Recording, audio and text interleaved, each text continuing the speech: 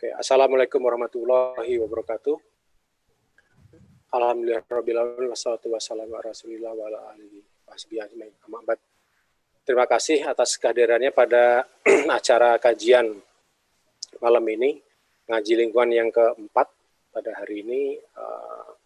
Insya Allah kita akan lakukan dengan Brother Kamran, Shezad dari UK. Assalamualaikum, Brother Kamran.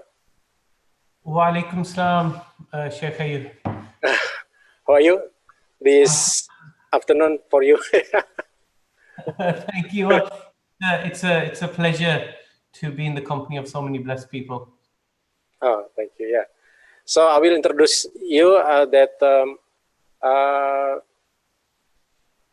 Saudara Kamran Shezad ini adalah sebagai spesialis lingkungan global dengan 17 tahun pengalaman di manajerial dalam pembangunan berkelanjutan dengan fokus mengatasi kerusakan lingkungan hidup sebagai upaya untuk memerangi kemiskinan. Nah, Kamran juga sebagai ketua keberlanjutan pada Trust, Bahu Trust, ya. Jadi beliau ada di Bahu Trust dan penasehat perubahan iklim untuk Dewan Penasihat Nasional Masjid dan Imam di Inggris atau MIEMA. Beliau juga sebagai direktur pelatihan di Eko Islam. Kemudian beliau juga berstatus konsultatif dengan program lingkungan Perserikatan Bangsa-Bangsa dan afiliasi prakarsa PBB atau Faith for Earth.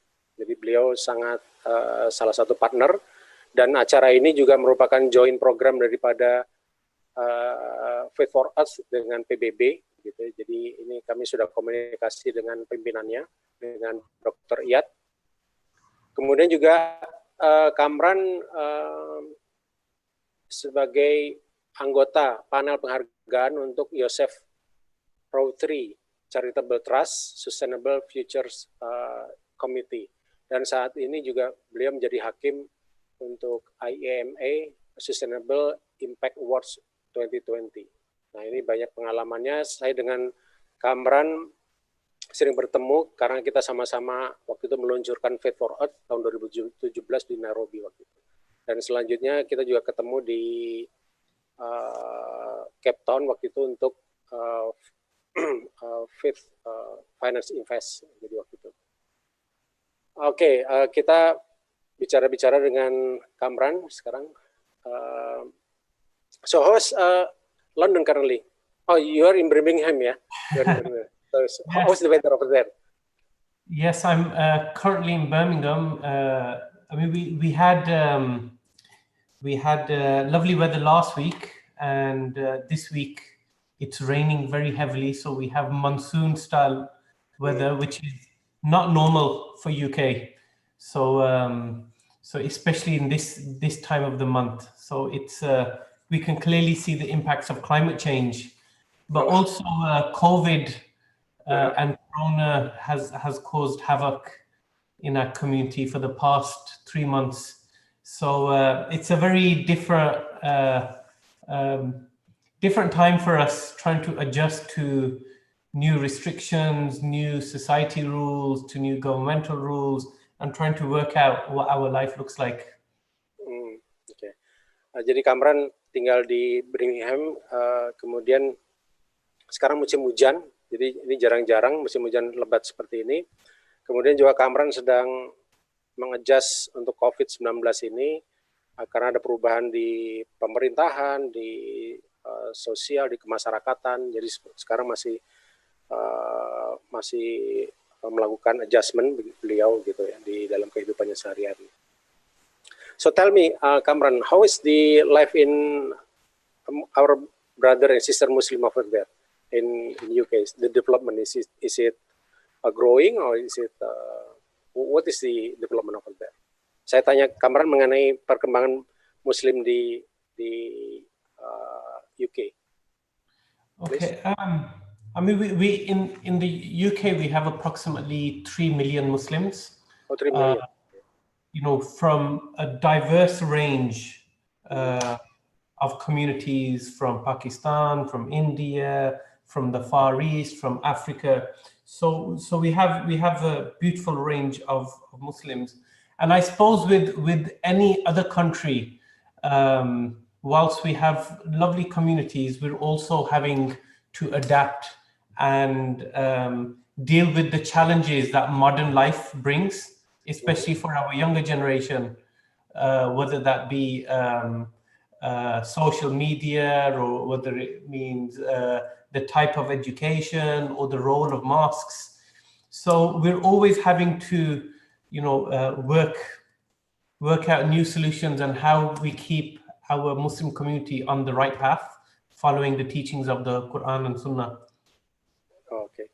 Ya, jadi di London, di UK ada 3 juta Muslim di sana, dari Pakistan, India, Afrika, dari Timur Tengah. Kemudian juga mereka sekarang ini punya tantangan, yaitu bagaimana bisa hidup secara Muslim, gitu ya, sesuai dengan ajaran Muslim, begitu ya.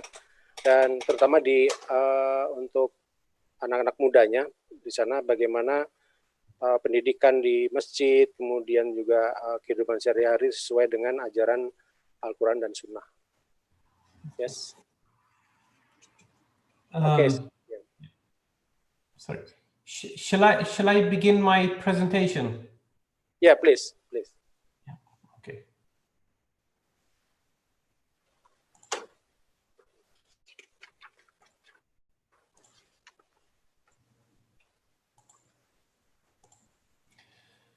أعوذ بالله من الشيطان الرجيم بسم الله الرحمن الرحيم الحمد لله رب العالمين الرحمن الرحيم مالك يوم الدين إياك نعبد وإياك نستعين اهدنا الصراط المستقيم صراط الذين أنعمت عليهم غير المغضوب عليهم ولا الضالين آمين الصلاة والسلام عليك يا سيدي يا رسول الله وعلى آلك وأصحابك يا سيدي يا حبيب الله.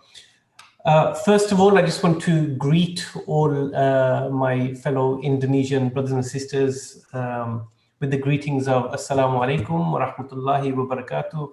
And I am extremely grateful, and it's a huge honor for me to be able to speak to you and address you and to be in the company of good people.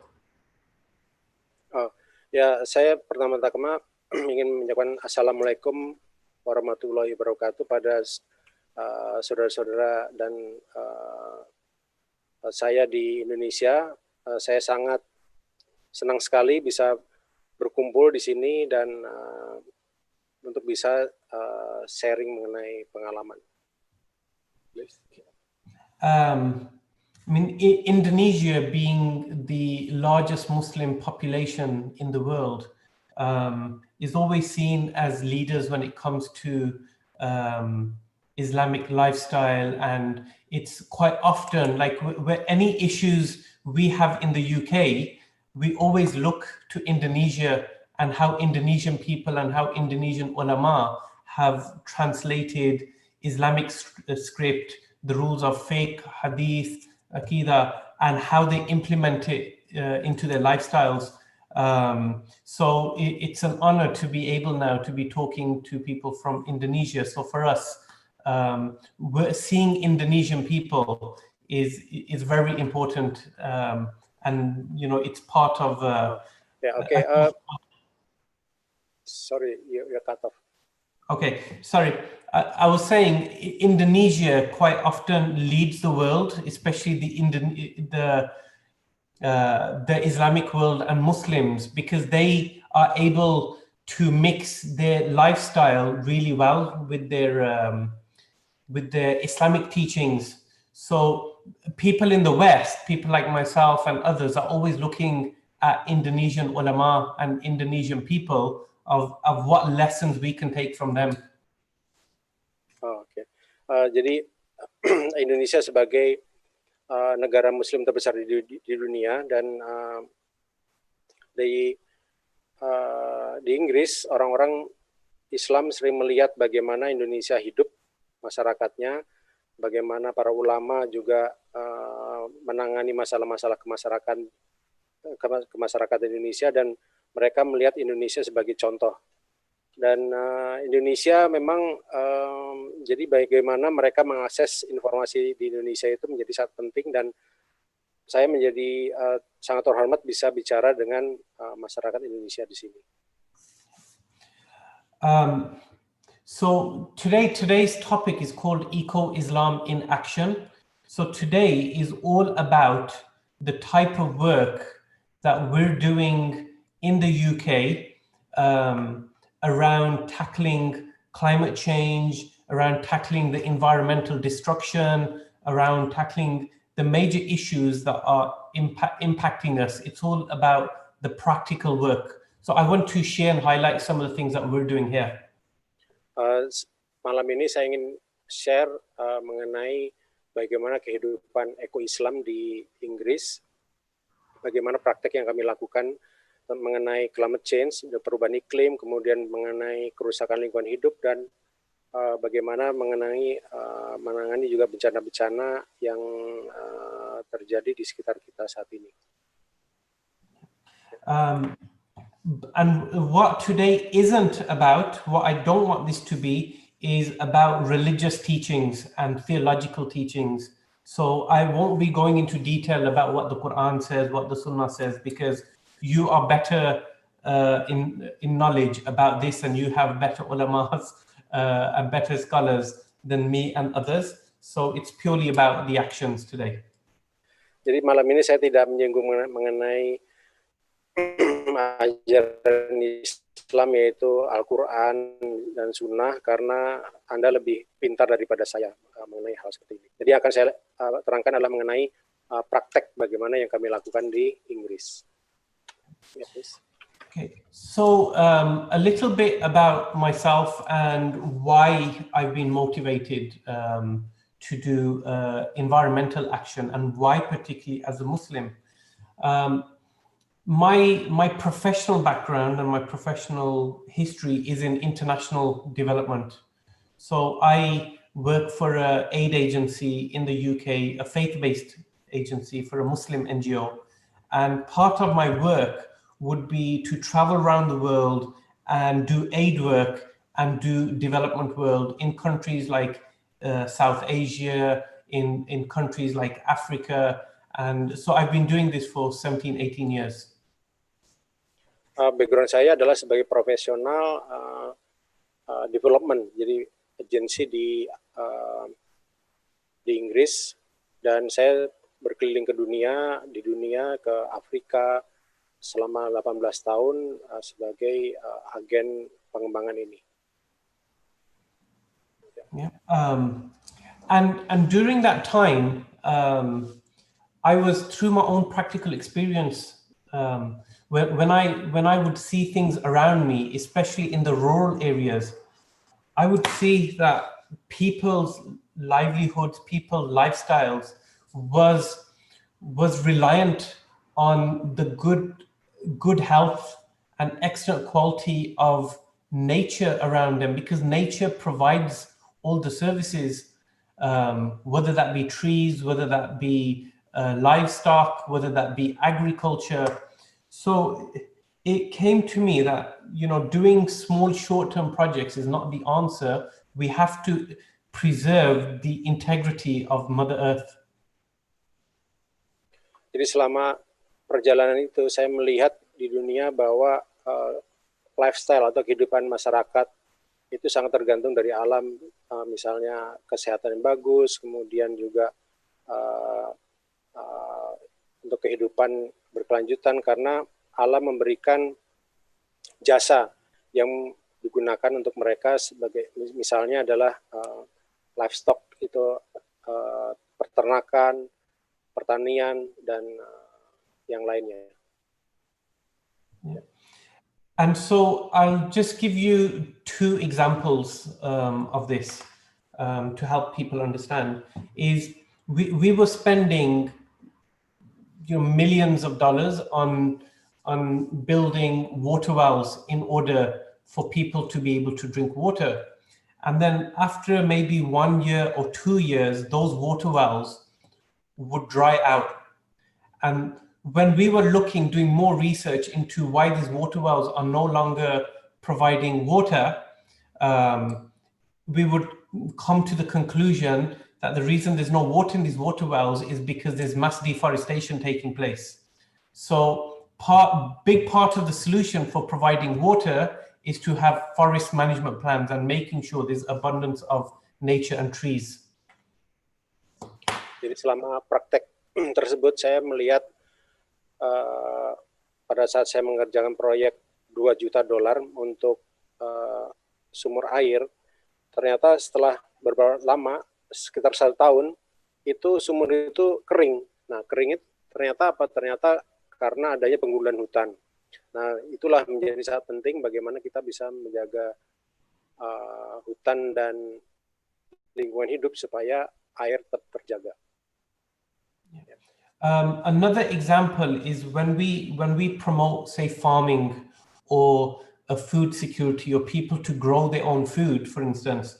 All this again is reliant on good quality ecological and biodiversity to flourish around the area. So, for instance, you will not have pollination of food or plants to provide food if you don't have bees. So it's important that as part of our development work, we promote and we deliver projects which promote biodiversity and things like beekeeping. Contoh lainnya adalah ketika saya melihat pertanian atau untuk ketahanan pangan suatu negara, saya melihat bagaimana pangan ini sangat tergantung dengan kualitas ekologi atau kualitas ekosistem yang ada, dan juga keanekaragaman hayati.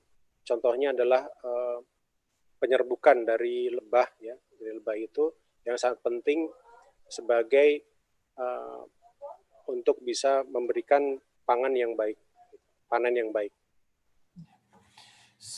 And then also I met somebody who I became very good friends with. He was originally from Sri Lanka and he was working for me in Tanzania as the country manager. And he was a very deeply religious and spiritual man. And he introduced me to the concept of ecological spirituality. Saya ketemu dengan teman di Sri Lanka, dari Sri Lanka. Kita ketemu di Tanzania, dan dia memiliki pengalaman ecological spirituality atau spirit atau kealiman dalam ekologi, dan saya belajar dari dia banyak. So, and then he reintroduced me to a different form of Islam and Quranic teachings. He helped me understand that the religion of Islam is inherently and hugely environmental. The Sunnah of our Prophet ﷺ is very environmental. It's full of teachings. Dia memperkenalkan saya pada Islam, yang memperkenalkan bahwa Islam sangat dekat dengan alam, dan bagaimana ajaran Islam ini juga sebenarnya mengajarkan bagaimana kita hidup bersama alam. And so since then on now, I focus majority of my work in the international development agencies to focus on protecting nature as a way to keep people out of poverty. And all this is inspired by the Quran and Sunnah. Jadi selama itu saya kemudian fokus pada pengentasan kemiskinan melalui perlindungan lingkungan hidup, karena masyarakat miskin itu sangat tergantung dari lingkungan hidup itu sendiri. Yeah. So I want to talk to you a little bit about the Islamic Declaration on Global Climate Change. Saya akan membicarakan mengenai deklarasi Islam untuk perubahan iklim. So this is a document which was led by Dr. Fazlun Khalid, who is the founder director of the Islamic Foundation for Ecological and Environmental Sciences. And he brought together a group of scholars from around the world, and he created this declaration from the Quran and Sunnah in order to encourage us that the Quran itself is a charter on preservation of the planet. And this scholars also included an Indonesian scholar, one of your very own, Professor Fakhruddin Mangunjaya. Ini adalah dokumen yang dibawa oleh Fazlun Khalid. Beliau adalah ecological scientist di UK, dan ini merupakan dokumen yang berdasarkan Quran dan Sunnah untuk bisa mendorong bagaimana menjaga bumi ini. Dokumen ini juga ditandatangani oleh salah satu orang dari Indonesia, yaitu Pak Fakhruddin Mangunjaya. So this was launched in Istanbul in Turkey in 2015 with delegates from around the world, from around the Islamic world, the non-Islamic world. There was discussions.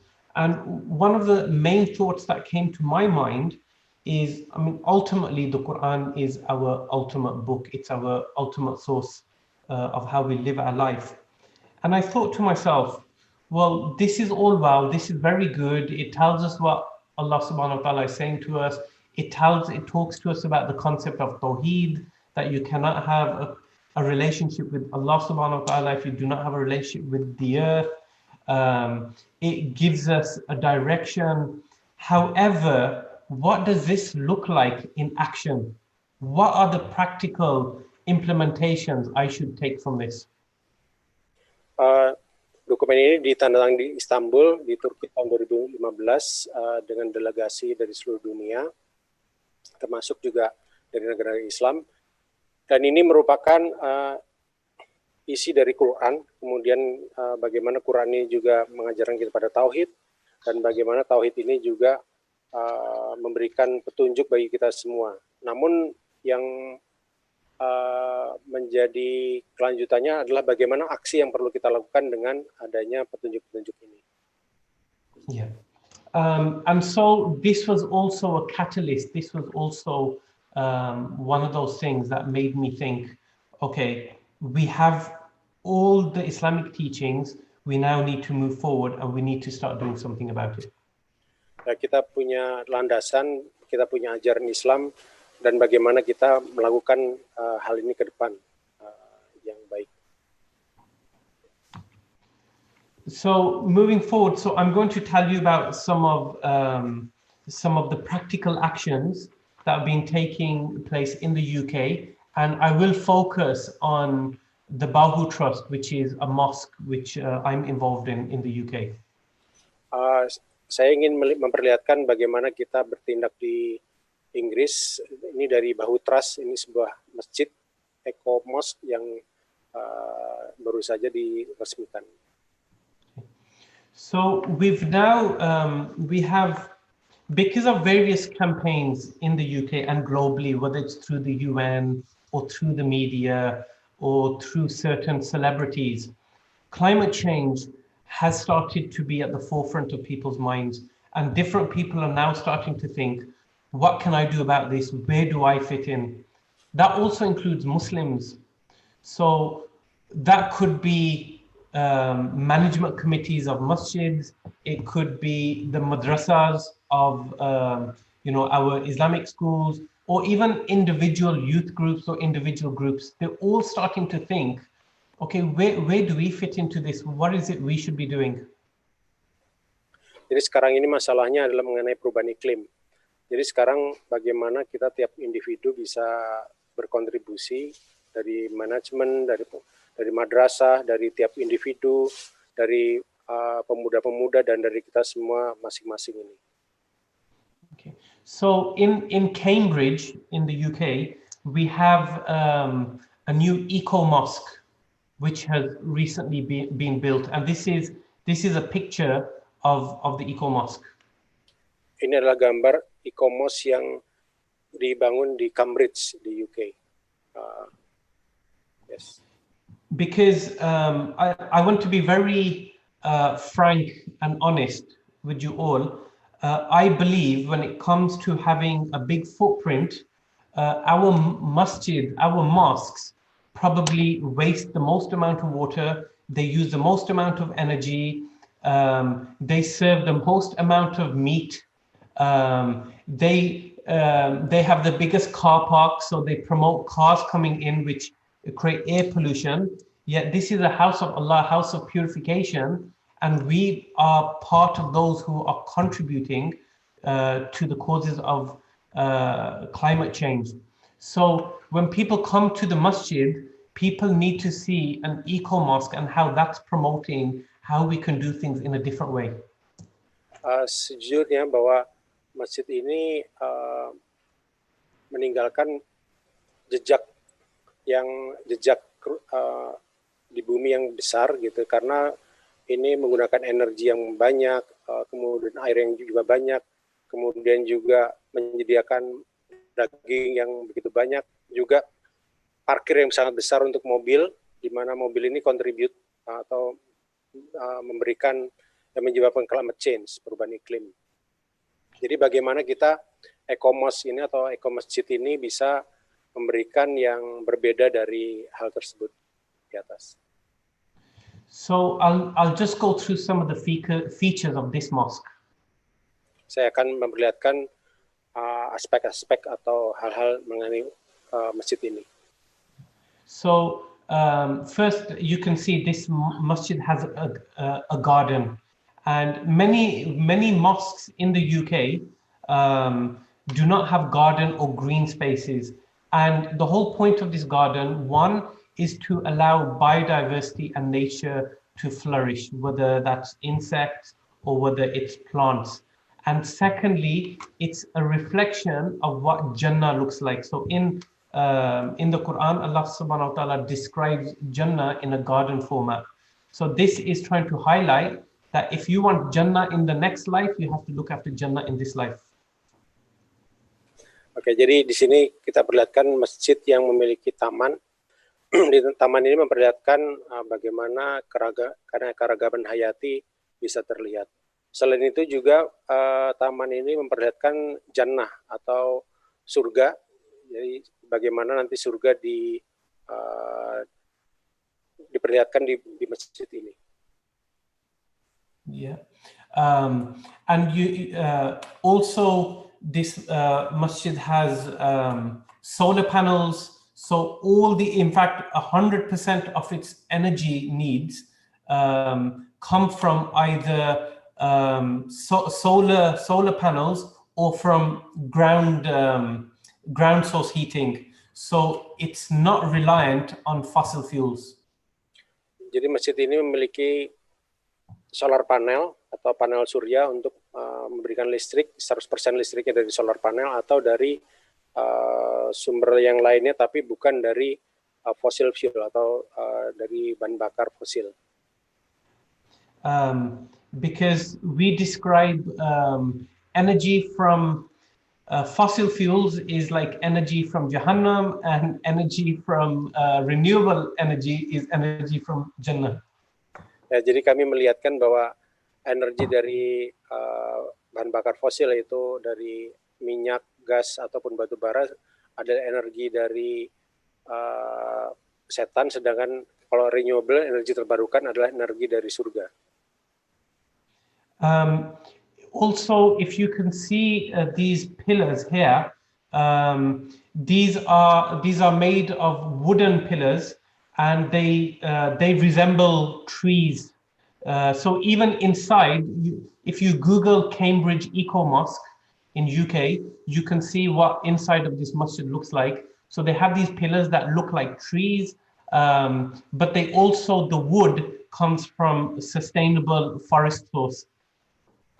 Kalau Anda lihat di sini, tiangnya ini terbuat dari kayu yang diambil dari kayu yang berkesinambungan begitu. Kemudian pilar ini juga memperlihatkan seperti sebuah pohon. Jadi seluruh pilar di dalam masjid ini berbentuk seperti pohon seperti ini.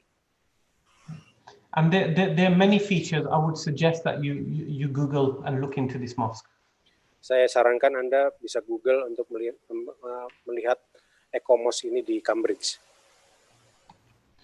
Okay, so now I want to talk about Babu Trust and the mosque I'm involved in and the things that we are doing as a masjid to promote a more environmentally friendly form of ibadah.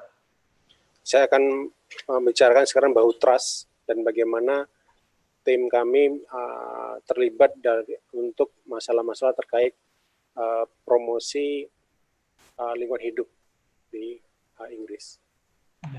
Now, the mosque I mentioned before is built only 1 year ago, and it was built as new. So when you build something new, it's very easy to make it environmentally friendly. However, when a building is 40, 50 years old, you have to look at other ways to make it environmentally friendly.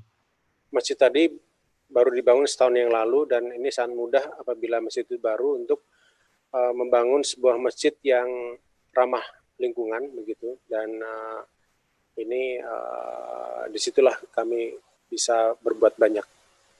Yeah. So part of being a masjid or being Muslims, we shouldn't only look at the building that should be environmentally friendly. We need to look at everything as a whole. That means the people, the way we do our education, our spirituality. Jadi sebagai Muslim, Komos tidak hanya melihat sebagai gedung saja, tapi juga orangnya, kemudian juga pendidikannya, seluruhnya masyarakatnya di situ. Yeah. And so here, I just tell you a little bit about Babu Trust. So the Babu Trust is named after a 16th century saint from Pakistan called Sultan Bahu. He is like the Jalaluddin Rumi of South Asia.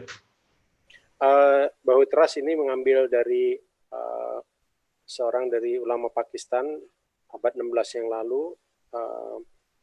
Itu seperti namanya Bahu ya. Kemudian itu sebagai Jalaluddin Rumi dari Asia. So very spiritual, and they have centers across the whole of the UK, and they have 22 centers in the UK. Ini Bahu Trust memiliki 22 cabang di Inggris, dan ini merupakan pusat daripada pendidikan di UK. And so the first thing, I think 4 years ago, we started our work, and we started with the imams first, because imams are hugely influential.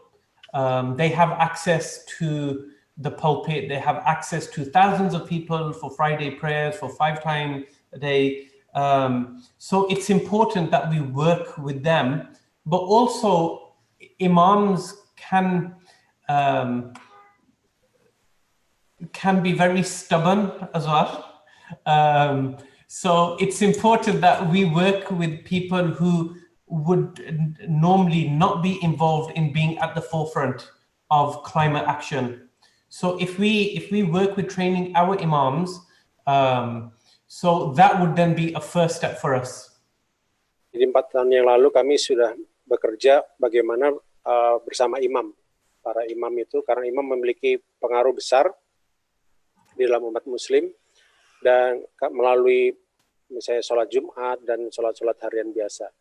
Tapi imam juga kadang-kadang punya pendirian, nah itu adalah tantangan bagi kami, bagaimana kita bisa melatih imam ini untuk masalah menangani masalah terkait lingkungan hidup dan perubahan iklim. Yeah, and the way to do training is not for a trainer to come from outside and tell everybody what's the right or wrong way to do it, because this, even research shows, this is counterproductive. The way to do training is for ulama to empower each other on what the Quran says. So we did the way we did our training was to get our imams to identify teachings in the Quran and then relate to issues that we're seeing around us, especially within our local areas. Jadi apa yang kita lakukan pelatihan ini adalah bagaimana para imam itu mengidentifikasi di Al-Quran ajaran-ajaran mengenai lingkungan hidup, kemudian juga bagaimana ajaran tersebut bisa dikontekstualisasikan pada keadaan sehari-hari sekitar kehidupan kita semua. Okay. And then, alhamdulillah, as a result of that, since then, the Bahu Trust has gone on to be one of the leading masjids in the UK to be doing a wider environmental campaign. Alhamdulillah, dengan cara itu, Babu Trust telah menjadi bisa memimpin seluruh Inggris untuk bisa melakukan green mosque atau eco masjid seperti ini. So, for instance, of the 22 mosques, 18 of those mosques have now gone to renewable energy. Jadi dari 22 masjid yang ada di Inggris, 18 telah menjadi menggunakan renewable energy atau energi terbarukan. Our masjid is now starting to do environmental messaging. So in Jummah khutbahs are dedicated to environmental campaigns, to climate change issues, to biodiversity issues. They've also looked at other campaigns, so they've started making video messages, leafleting, those sort of things, including the dua. When they do dua, when we do dua, when our imams do dua, the type of messages they say, Ya Allah, bring freedom to Palestine, Ya Allah, keep us safe from injustices. But our imams never talk about the injustices from climate change, because that in itself is a form of campaigning and advocacy. So we have our imams praying about those type of things too now. Jadi dari kita melakukan kampanye melalui khutbah Jumat, begitu. Kemudian juga selain mengenai climate change, perubahan iklim, mengenai kerusakan lingkungan, kemudian juga kami menggunakan video dengan pesan-pesan media sosial dan juga melalui doa. Jadi doa-doa kami juga terkait mengenai tidak hanya mengenai Palestina, tapi juga mengenai lingkungan hidup. Yeah. And we've also started plastic-free iftar campaigns, because especially during Ramadan, when we should be giving the earth a break, we should be giving our bodies a break. When it comes to iftar time, in the UK, we actually generate more waste and more plastics than outside of Ramadan. So we've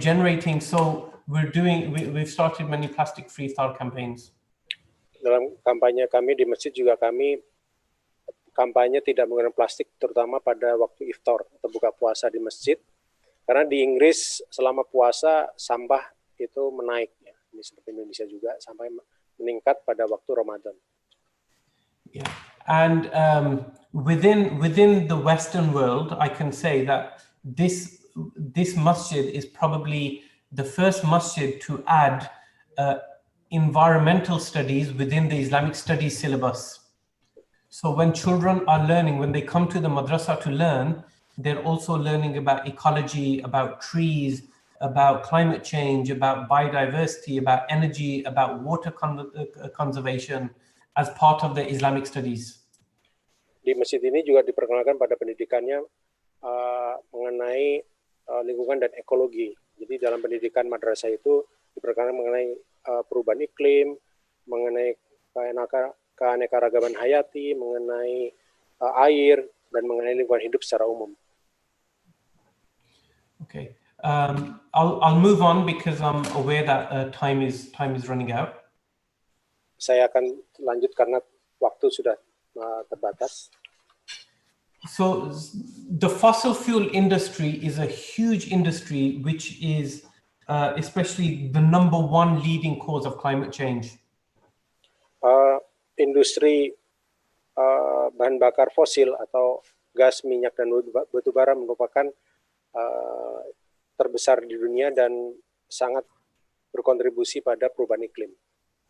And so last year, both the UK and the USA came together. So we had organizations like the Mosques and Imams National Advisory Board and the Babu Trust and Eco-Islam, alongside the Fiqh Council of North America, who came together and put out a fatwa or a statement urging Muslims to start moving away from fossil fuels and start investing in renewable energy. Tahun lalu Inggris dan Amerika bersama-sama dengan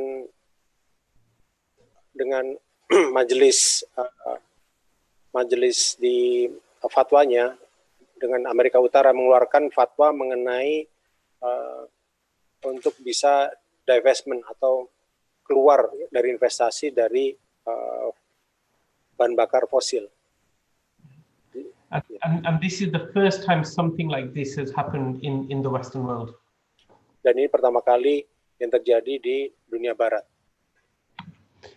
And I want to talk about a global scale. So the role of faith has always been kept away from places like the United Nations or on a state level.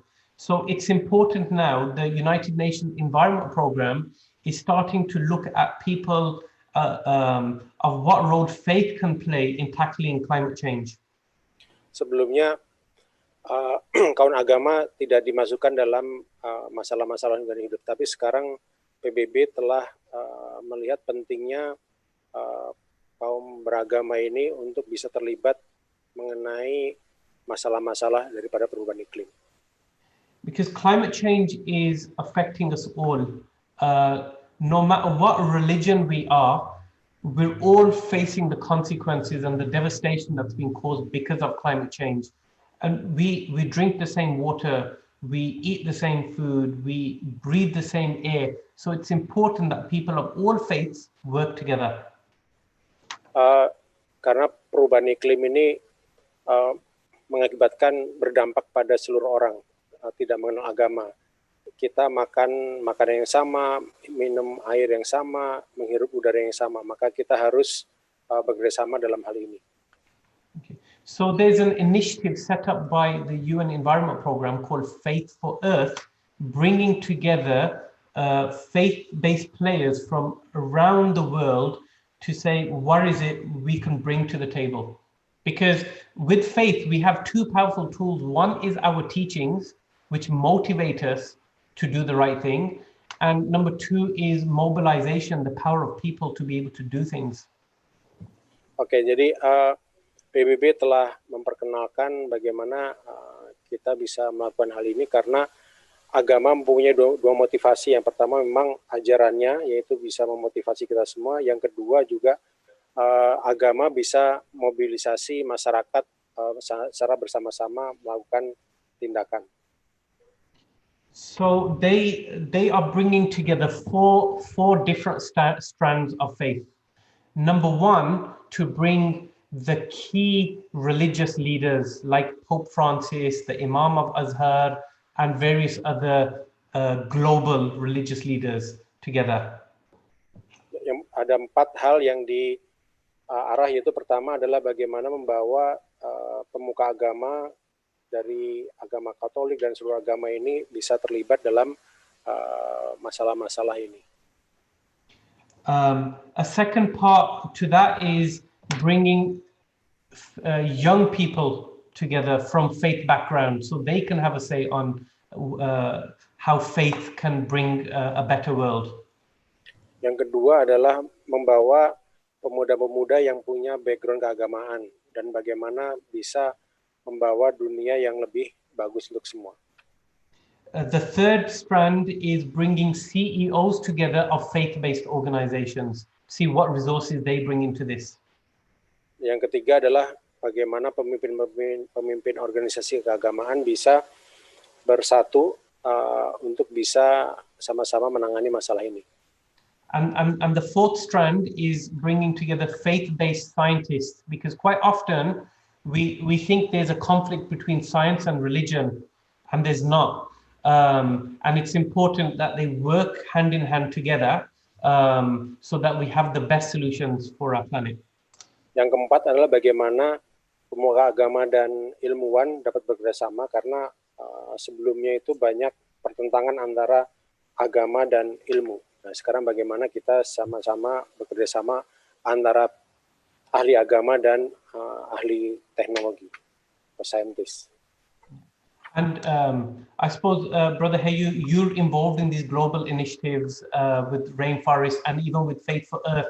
And it's important that whatever we do nationally, locally, we also tie it into the global policies so that we can strengthen the voices of local people, such as those of Indonesians. Ya, saya tahu Saudara Hayu bahwa Anda terlibat di Faith for Earth juga IRI, Interfaith Rainforest Initiative, dan bagaimana hal ini tidak hanya lokal tapi secara global juga bisa dilakukan bersama. Yeah. And I suppose my take-home message, my final message before finishing is more aimed at the Muslim community. Oke. Jadi yang pesan saya terakhir adalah bagaimana kita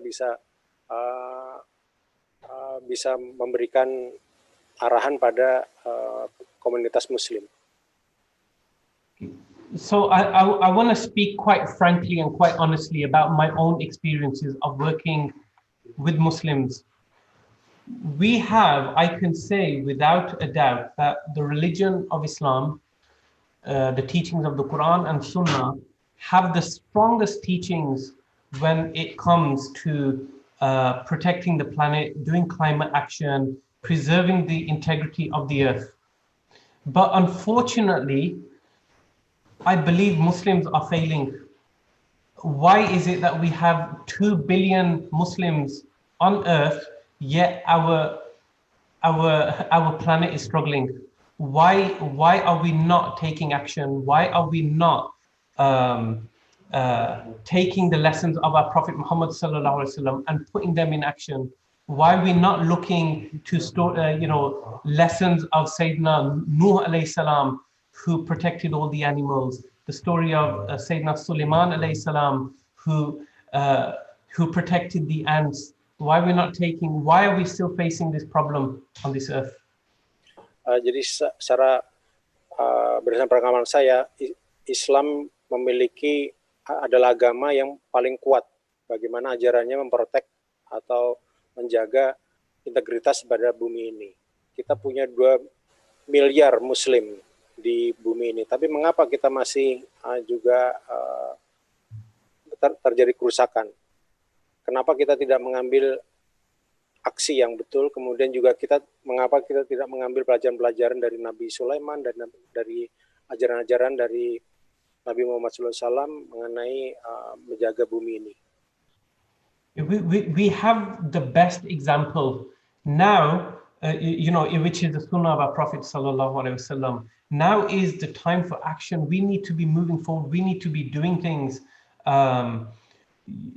It's important because all the world scientists say we have another 12 years based on the IPCC report. So we have to come together. We have to start leading, and we look to countries like Indonesia, like other Muslim countries, to show this is very much part of our ibadah. Protecting the planet is part of our worship. We cannot be praying, putting our head on the ground in sujood if the ground is polluted. Jadi intinya adalah bagaimana kita semua bisa melakukan aksi bersama, seperti yang di IPCC report bahwa ini sangat penting. Dan bagaimana Indonesia sebagai negara besar, Muslim terbesar di dunia, untuk bisa menjaga bumi, dan kita tidak bisa sujud di bumi ini bila bumi ini terpolusi. See, if you look at our Prophet sallallahu alaihi wasallam, if you look at the hadith, his verbal hadith was always they're very short in number. You get more hadith where companions are talking about how they observe the Prophet sallallahu alaihi wasallam do things. So actions are stronger than words.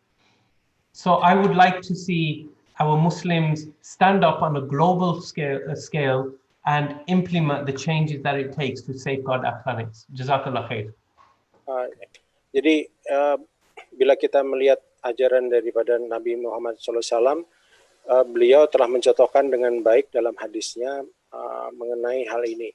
Dan kita sebagai umat Muslim, kita harus berdiri, kita harus bangkit begitu untuk bisa bagaimana secara global bisa mengimplementasikan perubahan ini terhadap dunia. So Brother Hayu, that's enough for me. I've gone 10 minutes over my allocated time. I'm really sorry. But over to you or the audience if they have any questions or any comments in response. It doesn't have to be questions. Oke, begitulah komentar saya. Mohon maaf agak lewat sedikit.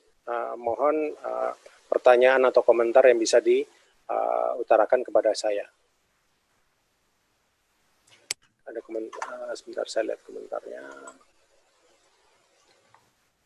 So we look at the question here.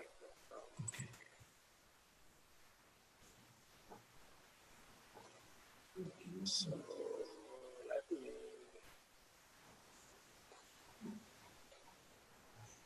So yes, from Cenv Wanza Win. So Assalamualaikum. She's asking about eco-masjid is a part of adaptation or mitigation of climate change. So it's eco-Islam, eco-masjid. So what is part of adaptation or mitigation?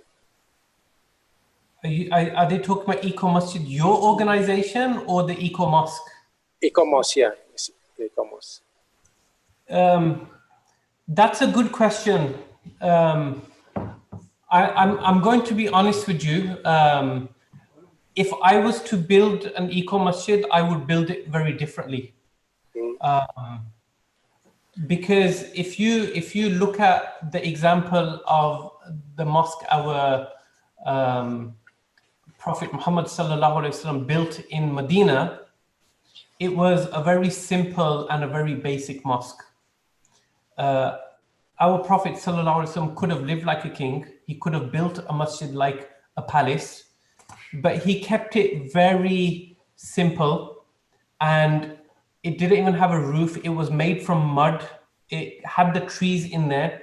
And for me, that's an example that the mosque should be as simple as possible, because you only keep within your resources. So I suppose I can't answer you whether it's mitigation or adaptation, probably adaptation in this. But I would say the simpler a mosque is, the more eco-friendly it is. Jadi saya tidak bisa menjawab apakah ini adaptasi atau mitigasi, tapi yang jelas kalau masjid harus simple. Jadi simple dulu Rasulullah SAW mencontohkan masjidnya simple, terbuat dari lumpur, gitu. Dan ini masjid-masjid harus simple itu. Jadi kalau saya sarankan membuat masjid yang simple, tidak yang mewah seperti yang tadi dicontohkan. So the other question is that from Bu Wahyuningsi, Assalamualaikum warahmatullahi wabarakatuh. There is a representative of Indonesian in the global community. How is it implemented in the mosque around us? So yeah, as you mentioned that Dr. Farudin and myself is part of the global community. How is it implemented in each country, including Indonesia? How we are going to to form a kind of collaboration, something like that. I suppose I'm going to go back to my final message, which I mentioned, towards the end. It's important that everybody does what's right for them in their local area. Everybody has their own role to play, whether it begins individually or whether it becomes as part of your group or whether it becomes, action, however that takes place, is important. Action we take here in the UK or America is different to action that takes place in Indonesia or Malaysia or Hong Kong or somewhere else. So I can't. All I know is there's a hadith of our Prophet sallallahu alaihi wasallam from Sahih Muslim, where he says that if you see an injustice take place, you do something about it. And if you can't do something about it, then you speak out against it. And if you can't speak out against it, you then at least think against it. But that's the least of your faith.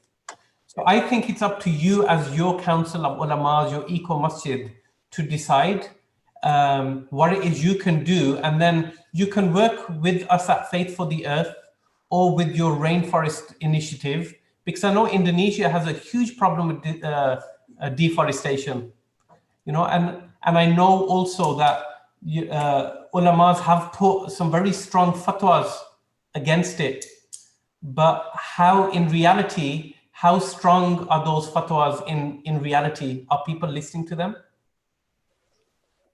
So, ya jawabannya adalah bahwa setiap orang punya kekuatan dan punya kewajiban masing-masing. Jadi ini tergantung daripada aksi tiap individu. Aksi di Indonesia, di negara-negara lain akan sangat berbeda.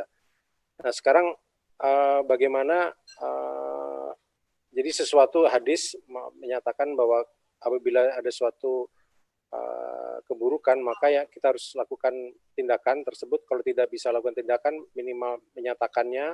Kalau tidak bisa menyatakannya, berdoa, gitu ya. Nah ini bagaimana kita semua sama-sama melakukannya. Indonesia sudah punya fatwa, kemudian kita juga sudah punya forum ya, forum internasional Faith for Earth ataupun Interfaith Rainforest Initiative yang bisa digunakan sebagai media komunikasi nasional maupun internasional. Okay, let me go through the next question.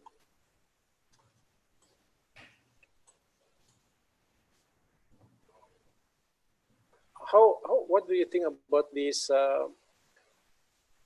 palm trees? What do you call the palm oil? Palm oil as the source of energy to replace the oil, the fossil fuel in the global warming issue. Okay, I'm going to answer two questions. So one is about palm oil, and one is about somebody called Tanti Udiana has put in about fossil fuels coming from Jahannam. Would you accept donation from Arab countries like Qatar and get wealth from fossil fuels? So I'm going to answer them both because I think the answer for the question will be very similar. Look, everything on this earth is a ni'mah and a blessing from Allah. Yeah, everything we're allowed to use. But in Surah Rahman, Allah talks to us that what we take with one hand, we give back with other. We maintain a balance. So when I said fossil fuels is energy from Jahannam, it's a figure of speech. It's, you know, the issue is when we use too much of something, it becomes problematic. So fossil fuel has a role to play. At the moment, because we're using fossil fuels too much, because there's a huge demand of the way we consume, it causes climate change. Same with palm oil. Because palm oil is added into everything, we are cutting down trees in masses, whether it's the Amazon forest or whether it's the rainforest in Aceh, or in other parts, we are cutting down these in order to get, so if we're now replacing palm oil for the sake of, as fuel, it doesn't reduce the problem. Our problem is we need to reduce our consumption of fuel in the first place. Oke, saya ingin menjawab ada dua pertanyaan dari Ibu Tanti dan tadi dari Ibu Purwawati bahwa karena pertanyaan pertama adalah dari Ibu Tanti itu kenapa karena fosil fuel bahan bakar fosil itu dari Jahannam, kemudian dari apakah kita terima bantuan dari Qatar gitu yang pendapatannya dari fosil fuel. Nah, jawaban Kamran adalah bahwa itu sebenarnya karena eksesif ya, terlalu berlebihan menggunakan fosil fuel. Kemudian juga palm oil juga seperti itu juga, kita berlebihan menggunakan minyak sawit untuk bahan bakar sehingga kita memotong atau mengundurkan hutan di Aceh dan di Sumatera sana. Jadi intinya adalah bahwa karena konsumsi yang berlebihan itulah yang menjadi masalahnya. Sekarang bagaimana kita harus bisa mengurangi konsumsi itu sehingga planet ini bisa diselamatkan. Jadi intinya konsumsi.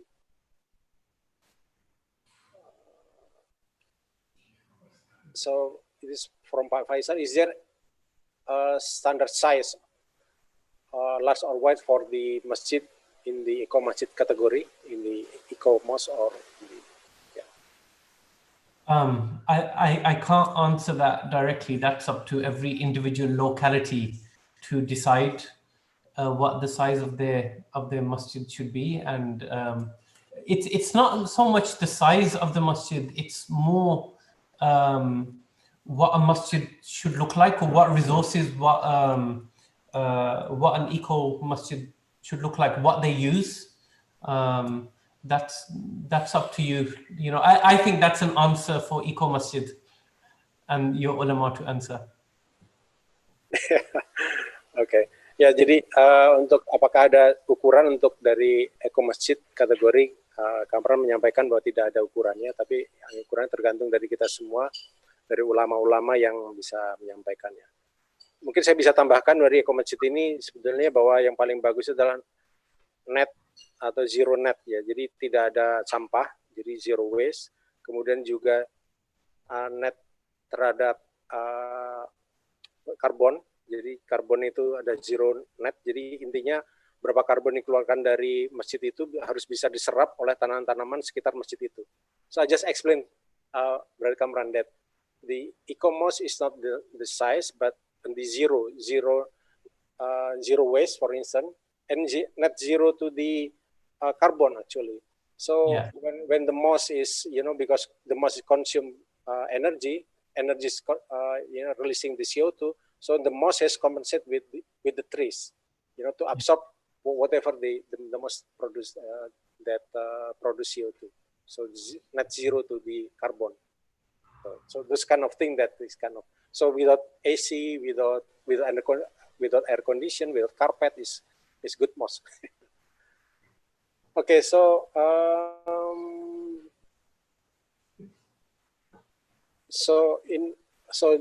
someone is from Buyayu asking about during Kurban, what kind of package that you use in UK for Kurban? You know the Idul Adha, the what you call the Kurban, the slaughter. Yeah, what kind of bag you use for to distribute the meat? What kind of? The packing. Oh, yeah. Okay, okay, I understand. Okay, so in the UK, majority of people in the UK do their qurbani, their sacrifice abroad in developing countries where there's a need. But there's a bigger question here. See, first of all, qurbani, we need to show compassion to animals with the way we do our qurbani. So we need to, because quite often I see this with all aid agencies, even with us, we cram all the animals in one truck, we bring them together, we slaughter them in front of each other. And some of these animals are bred in battery and in poor conditions just for qurbani. And this goes against the ethics of Islam. You know, so we need to ensure that we are giving these animals a nice, organic, free-range life, so that one, they have a comfortable life. When we do the slaughter, it's done in a humane way. And then when people are eating the meat, they're eating healthy meat, not some, you know, meat with chemicals and everything in order to bring it up. So this is part one of my answer. Should I tell you part two of my answer now? Or? No. So ya, jadi jawabannya adalah tadi mengenai kurban biasanya dilakukan di luar negeri, jadi tidak di Inggris. Dan kemudian yang paling penting di kurban adalah bagaimana terjadinya kesejahteraan binatang. Jadi bagaimana binatang itu tidak dikumpulkan dalam satu truk, kemudian dipotong di depan binatang yang lainnya, kemudian juga bagaimana ini bisa kesejahteraan binatang ini bisa dilakukan waktu penyembelihan juga. Jadi nantinya orang-orang akan mendapatkan daging yang sehat, gitu. Jadi daging yang tanpa bahan kimia. Okay, so the second one is what? The second one is answering the question about the packaging. Now, in UK, it's different because we have fridge, freezers, etc., where we can. So ideally, if it's say in a developing country, say in Africa or Asia, when we do the slaughter and people come to collect the meat, we should ask people to bring their own containers so we can distribute it to them in that way. Or we give them, I know in Africa, I have seen people make containers out of leaves, which is sorry? out of leaves, plants. Oh, leaves. Yeah, leaves. Yeah. You try to reduce the plastics as much unless it's a reusable. In UK, for instance, they would, we don't distribute here, so I couldn't tell you here, but I know in Africa, we tell people to bring their own containers, or we give them in paper bags, which are stronger. Jadi yang kedua adalah mengenai packaging. Di Inggris tidak menggunakan itu karena ada freezer, tapi di Afrika dan beberapa negara mereka menggunakan membawa tempatnya sendiri atau menggunakan daun ataupun dari kertas gitu ya. Yeah. Okay, there is some question, but the time is already exit 5 minutes. Do you have a final message to convey? Kamran?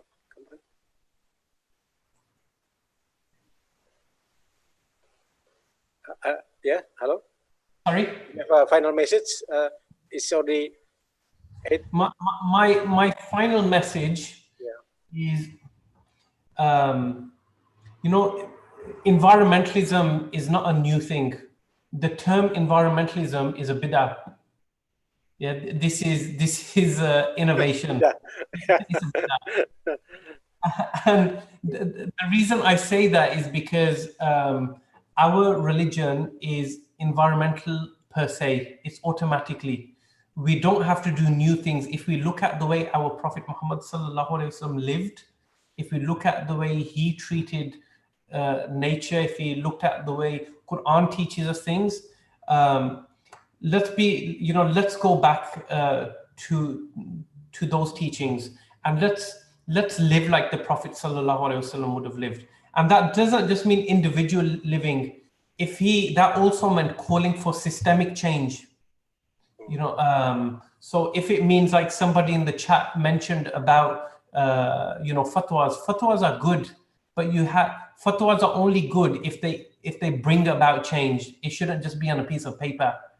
So I would just say to everybody, let's reevaluate what the Prophet Muhammad ﷺ, what he would have done if he was alive today, and how we would have gained behind him. Let's be, his disciples now, and call for change and actually make change to tackle climate change. Okay, so jadi intinya adalah lingkungan hidup ini bukan suatu hal yang baru atau bid'ah bagi Islam, karena Rasulullah SAW telah mencontohkan banyak. Jadi sekarang bagaimana kita bisa melihat kehidupan beliau, dan bagaimana kalau kita melihat suatu masalah, bagaimana kira-kira beliau bertindak nih. Kalau misalnya kejadian itu kejadian sekarang itu beliau masih ada. Jadi intinya kita masih sama-sama reevaluasi kembali, kita melihat bagaimana kehidupan beliau melalui hadisnya, melalui ajarannya mengenai masalah-masalah lingkungan hidup ini. Mungkin itu yang bisa kami sampaikan. Kita ucapkan terima kasih pada Kamran, Shezad yang telah menyediakan waktunya, kemudian juga atas pengetahuan yang dibagi pada kita semua. Itu mungkin yang bisa saya sampaikan. Thank you, Brother Kamran, for your time, for your sharing the knowledge for us, and hope that this start, because just start, that we need to strengthen our work together. And also Dr. Iyad is kind of very open for us to work together with him. Yes. So yeah, thank you this kind of